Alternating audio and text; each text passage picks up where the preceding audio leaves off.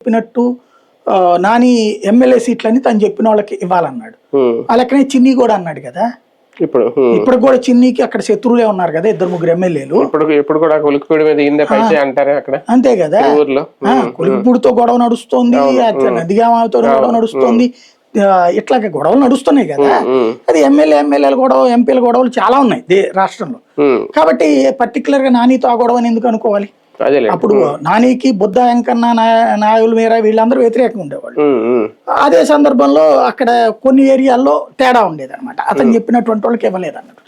అది అట్లాగా ఎంపీ చెప్పిన వాళ్ళందరికీ ఎమ్మెల్యేలు ఇవ్వాలంటే కనుక అది ఒక పెద్ద నియంతృత్వం అవుతుంది. రాజకీయ పార్టీ అవుతుంది, ప్రాంతీయ పార్టీలోనే కాదు, జాతీయ పార్టీలోనైనా. ఇప్పుడు ఇదివరకు రాయపాటి సాంబశివరావు అడిగిన వాళ్ళందరికీ 7గురికి ఎమ్మెల్యేలు ఇచ్చారా? లేకపోతే లగడపాటి రాజగోపాల్ అడిగిన వాళ్ళకి 7గురికి ఏమైనా ఎమ్మెల్యేలు ఇచ్చారా? ఇవ్వరు కదా.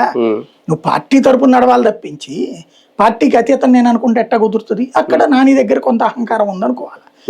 రెండవది ఏంటంటే ఒక సిస్టమేటిక్, అతను ఏంటంటే ఒక ఆస్పెక్ట్ లో పనికొస్తాడు, నిజాయితీ పరుడు. లంచాలు తిన్నాడని నేనైతే చెప్పను.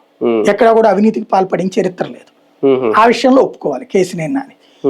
ఇప్పుడు అప్పులకు సంబంధించిన ఇష్యూ వచ్చింది. అది వచ్చేటప్పటికి ఫైనాన్షియల్ ఆస్పెక్ట్, గవర్నమెంట్ డబ్బులు కాదు, బ్యాంకు దోచుకున్నాడా లేదా అన్నటువంటిది. ఇప్పుడు ఒకళ్ళేమో చార్లెస్ శోభరాజ్, ఒక ఆయన విజయమాల్య. దరిద్రం ఏంటంటే విజయవాడలో 2 దోపిడీదారులు ఉన్నారని వాళ్లే చెప్పుకుంటున్నారు. ఇంటికి విధిని పెట్టుకుంటున్నారు. అది అంటే అదేదో